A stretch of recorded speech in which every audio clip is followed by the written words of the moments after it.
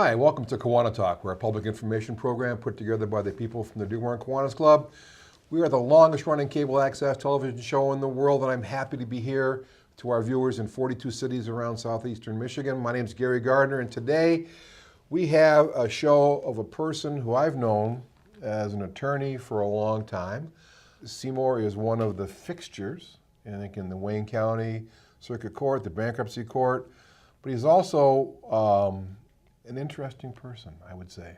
You could say legend, but I don't want to embarrass anyone. A legend in his own mind, In his we'll own call mind. him that. Thank you.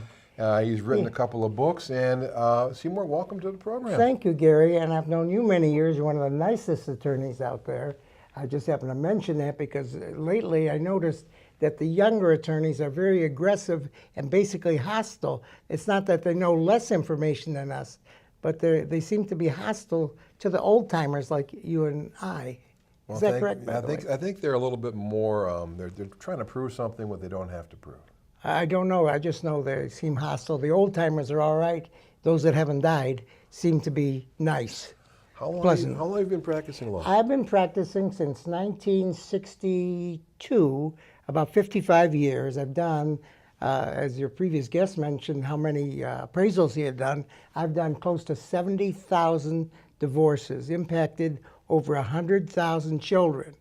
And it's not, I don't enjoy doing it. People do pay me for it, so I do enjoy getting paid. But from the standpoint of seeing a family break up, I call it broken family law, what we practice, not family law. And it's a terrible thing to watch, and it's going to be getting worse, I'm afraid, if they pass that recreational marijuana. Why do you believe that? Well, because when people seem to, and I'm not on drugs, even though you don't know that. It's hard to tell sometimes. It's hard to tell actually. just by looking at me. But from the standpoint of what it does to families, a man will get onto some kind of drugs and then not seem to want to take care or provide for his family. And a woman who is married to have a provider, basically less than an independent one, will think, this man isn't bringing home the bacon, if I can say that to you. I know. We're not a denominational show, it's okay. Yeah. Okay, because I didn't want to say something unkosher, but from the standpoint of bringing home the bacon, when they don't do that, it's very awkward. A woman has a family to take care of. The man's supposed to provide for it, as it has always been from primitive man. That's, you get a cave, you get a woman in there, you be nice to her, and it works out. But when you don't take care of that responsibility, what you have is somebody saying, I don't want to put up with this any longer. You know that yourself. You do many divorces. You don't do as many as I do, or maybe you do them now. But when I was a young man, we would do 1,000 divorces a year. I mean, just, it's not a pretty thing. I picture people getting a wedding dress, so excited, getting married, and then I picture that, I'm thinking, you know, one day you may come in for a divorce, because 50% of marriages end in divorce. That's terrible. But yet it goes on and they allow it. Over the time, you've done a lot more than I have. I've done literally thousands myself. But what do you see as how, if it's changed at all, the reasons for divorce, or is it pretty much the same throughout history? I think throughout history. Although a judge many years ago had asked me what causes the breakdown, she was thinking, Seymour, you're bringing in so many divorces, what causes the breakdown? And I mentioned to her, after I thought it out, that the parties were probably mismatched in the beginning, that they shouldn't have married this person. Maybe they were feeling desperate and they didn't want to be a spinster, and they wanted to have a child, wanted to have a family. They watched some movies of the romantic type, and what happens is they find the person they're with is not their mate, whatever there's a name for it. I think along similar lines, like it's communication. And it's communication before you get married to find out what the other person's about. Communication during the marriage, because a lot of times someone will say, there's a towel left on the floor again, that's it, I'm out of here. But it's not the towel on the floor, it's the buildup over time of little things that people don't talk out. So if you don't talk out the little things become giant things and cause a breakdown. Well, that's probably true, but there are other reasons that we can't quite explain, in that someone wants to get married, They see a guy, there's a shortage of men. They pick somebody that they wouldn't ordinarily pick, but if there's a shortage, then the person they pick, they think they'll clean up and he'll be good and be a good provider, a good father. And it turns out he's 14 years old. He doesn't grow up. Men don't grow up. I discovered in my research that most men are like 15 years old. They like sports. They like things like that. They will take care of a family, but they prefer to just have fun. That's the way they are. I didn't want to tell you that because you might say, "Yeah, that sounds like me," but I don't know if it sounds like you. It sounds like a lot of people I know. And then the women don't like him anymore. I said, "You picked him. Your mother told you not to marry him. You picked him." So I don't know what to say about that. I don't like the idea of divorce. And I noticed one thing that is even worse today than when I started back when Abe Lincoln practiced in the same office. What I see is that people are doing their own divorces. They want to save some money. They're doing their own what's called pro per. I don't like to see it. They usually cheat themselves out of what they should be, what property they should be awarded in a divorce because they don't know better. So I see a lot of people doing their own divorce. I don't like to see that. It's not good for business either. Well, how can, I know the answer, but tell our viewers, how can someone get cheated of something that they're entitled to in a divorce if they agree with the other side? Well, they don't know better. They don't know what they're entitled to. That's all. They don't know that they should get half of a pension, that they should get certain property that was accumulated during the marriage, the marital estate to be divided in a fair and equitable fashion, which the courts normally do. They divide the property basically in half. Sometimes they give the woman a little bit more if there's a disparity in income.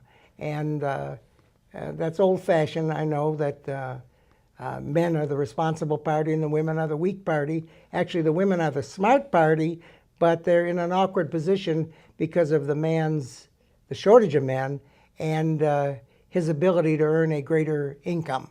Well, it's always been the way it's been, but things may be changing. I don't know. I won't be here. Have you seen over the years a change in the way children's parenting time, custody has been going? Because it used to be the father would get every other weekend, Friday to Saturday, and then a week in the summertime. And how has that changed over the That's time? true. It really hasn't. If you go to the mall, for instance, on a weekend, you'll see a man with his children. He gets them for the weekend. I prefer that the man visit with his children every day, every night. But his girlfriend prefers that he be with her, so he doesn't get the opportunity to be with his children as much. The children are the victims. They're the ones that are hurt. They're the ones that lose what they need from both parents. And both parents should be there, but they're not because one has found a girlfriend, or the woman has found that she can be independent, doesn't need the man. It's changed slightly, but for the children, it's become worse. They need both parents. Then what will occur is the woman will be mad when she sees her ex with a new girlfriend, and there's actually a name for it. It's called parental denial syndrome. It's like an illness that they'll say, I don't want him to visit, even though he might be a great person. So they deny him his parenting time. The man then files a motion, has to spend money. The woman has to defend it. The judge then will set up a parenting time schedule, but it's an arbitrary schedule. Basically, it's alternate weekends, a few weeks in the summer. That's not what a father's supposed to be doing. He's supposed to be involved. So that's what I see. That's what I don't like. I know you don't either. I don't think any attorneys really like to see it. But since someone has come in, retained them, paid them, they have to protect that client. From a practical point of view, you don't want the children, though, to be ping pong balls going to dad's house today, mom tomorrow, back to dad's on Thursday. I agree 100%. In fact, when parents tell me that they've worked out 1 week on, 1 week off, I say that is so disruptive. You cannot do that. You should be there every night, picking them up, taking them for ice cream, taking them to the mall, taking them to a baseball game in season. But it's very awkward for the children. They're deprived. I actually, in one of my books, did suggest that children should receive should receive child support till they're 22 instead of 18, where it ends automatically unless they're going to high school. That they get the extra money for what they will lose in the benefits they would have gotten from a father had he remained home. The car, the insurance, the high school, the college that he has contributed to, which he will not do basically once he leaves the family home. He'll do it, but only by court order. He will not be generous because he'll have a new family or a new girlfriend that he has to take care of. One of the things you started out with at the beginning was that the woman was the one who stayed home and took care of the kids. That's traditional. I bet your mother did that. But she did, and that was a great thing. And my wife and I made a conscious decision when our kids were young. She would stay home. She gave up. She was a dental hygienist, and so that income stream went away. But to the benefit of our kids, she stayed home. But today you have many, many more two working parents. How is that? Let's forget about the divorce part of it. How do you think that both parents outside the home working is affecting children on the philosophical basis? Well, I'm sure it is. I know my mother is 110, still influences me. Now, she's been dead 20 years, but she still influences me, and that's why you need parents who are there taking care of you, not a grandma, maternal grandma, usually taking care of children, or a Montessori school. I don't get paid by them, but I mentioned a school or caregiver like that. I believe the parents should take care of children, and they will benefit from that. So when you say, well, two parents working, I guess there's very little you can do about that because of the material needs of the modern culture, so to speak. That they want to buy things, they want to, not thinking about the children, but wanted to bring them many material things that they may or may not need. But what they need is parents, at least one. I prefer both, and I prefer people to stay together. But they don't necessarily learn or listen to me because I'm an old person. I don't think they listened to me when I was a young person. Now that I think about it, I'm not sure they did. They don't listen to me either. Yeah, So. I just wonder. I try to give them good advice. I try to share my philosophy with them, how to enjoy life, how to find happiness, how to be happy in this short time that we're around. Since I'm not sure about an afterlife, I like to think this is it, and that we should get the most out of it and get some pleasure out of it, and that our children should gain from it. And then when they go on their own, they remember their parents and the pleasures they had, instead of thinking how the mother was complaining about the father, and the father who was complaining about the mother, and the children are listening to this about their parents, and they have low self-esteem because everybody has complained about the other parent. You can understand that. I kind of get it, and one of the things we talked about too was the drug, the impending marijuana law coming, but there's something else I think that in society is the online gaming, the computers, and I see a lot of my clients who have younger males in the house. The husband is a male, or the boyfriend who is the father of the child. Comes home from work, he spends his time playing Call of Duty or all these online gaming things. That's, to me, almost as addictive or more detrimental than some other, Possibly. I don't dispute that. I noticed today I had forgotten my telephone, and I went down to court, and I felt free. Nobody could call me, and I was thinking, maybe I shouldn't carry the phone that much, but people are obsessed. I understand it's almost as some kind of addiction with these games that they play, but I don't know what to do about that. I don't think it's good for our culture. I've long since thought that America was in decline. I didn't want to think that. I thought I had lived through the golden years, but what they're experiencing today, I'm feeling very badly for the country and the people who live here. We're going to Do I continue. look like I'm feeling badly? You look like you're feeling pretty good. I feel pretty good, but I'm just thinking about the country. But since I'll be gone soon because of my old age, I don't worry about it. We're going to continue, though, while we still got Seymour alive and kicking and talking to us. Trying my best. After a brief commercial from Kiwanis, don't go away. We'll continue. Let's get into some of the philosophical of your books. They're right there. We'll talk about rotor wing aircraft, too. Yes, I'm one of those pilots. Don't go away.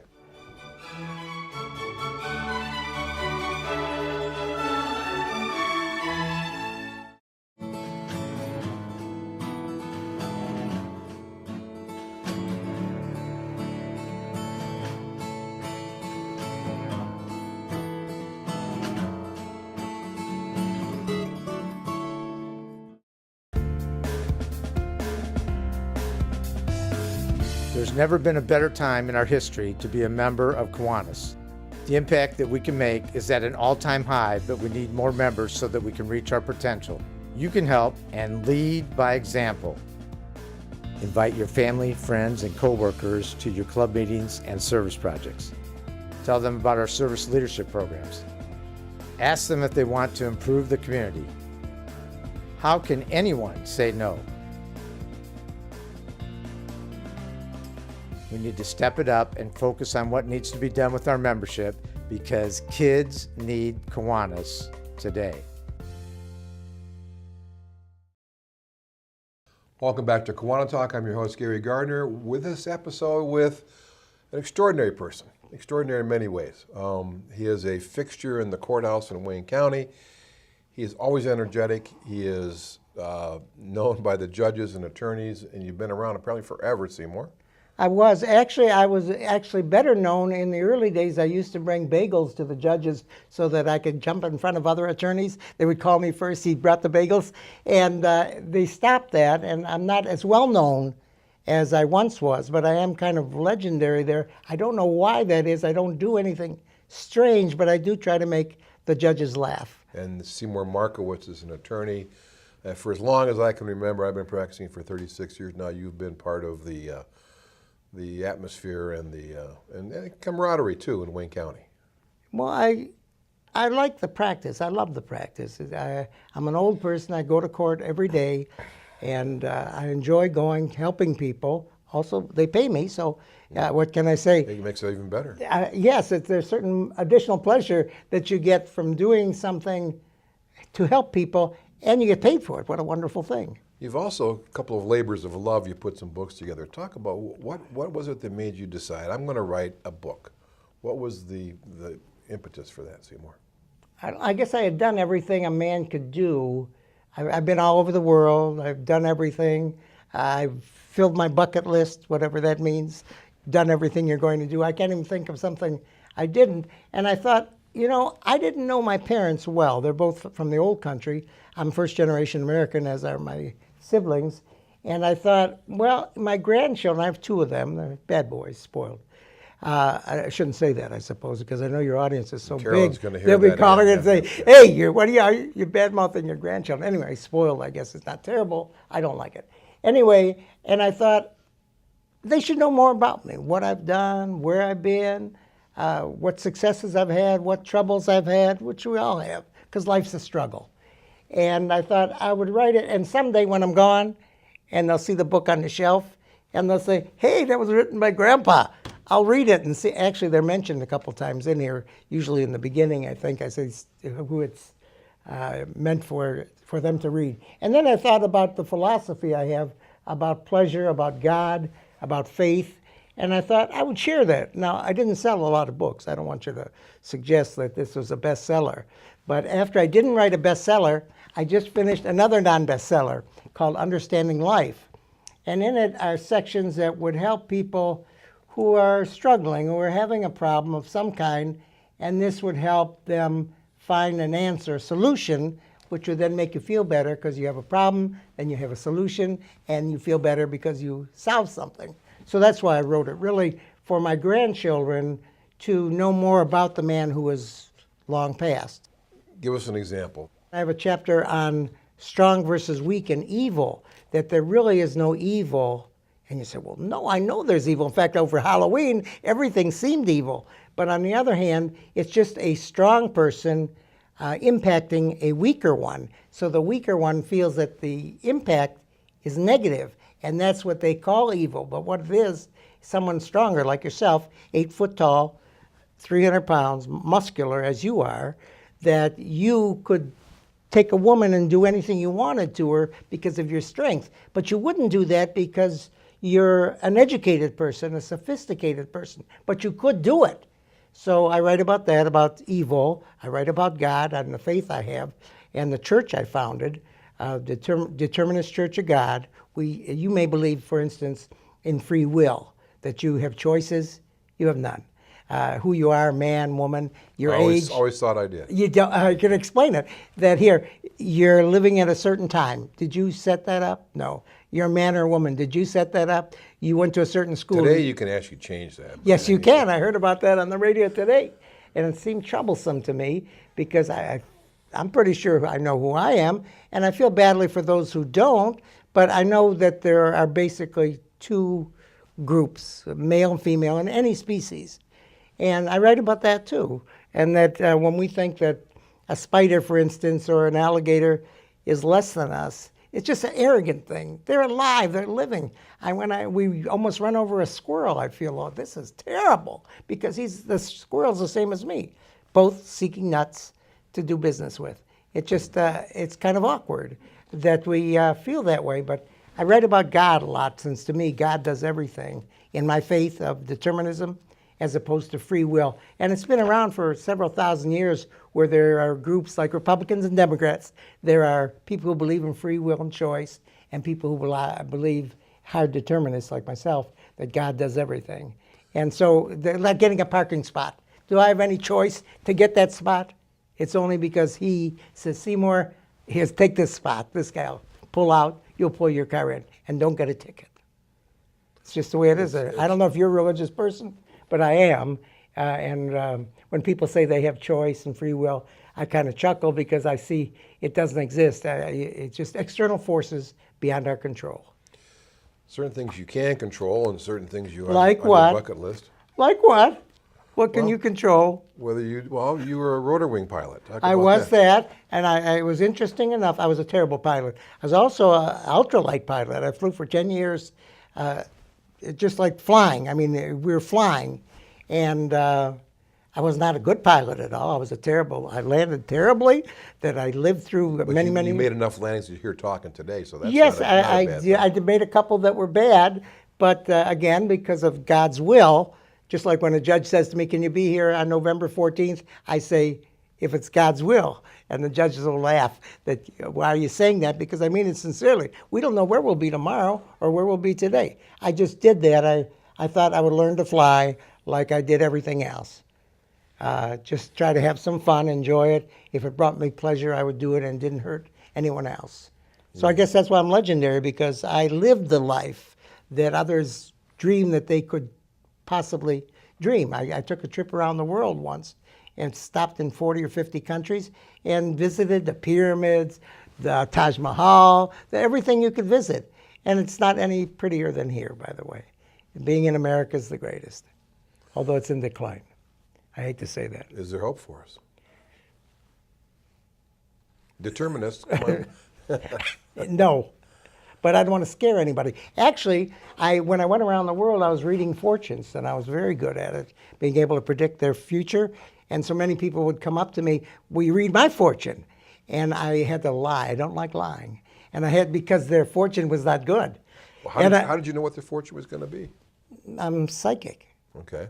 So being able to foresee the future, just like I see yours. You've got a few years left. You're doing good. Everybody loves you. You'll be okay, and then you'll be dead. How do I know that?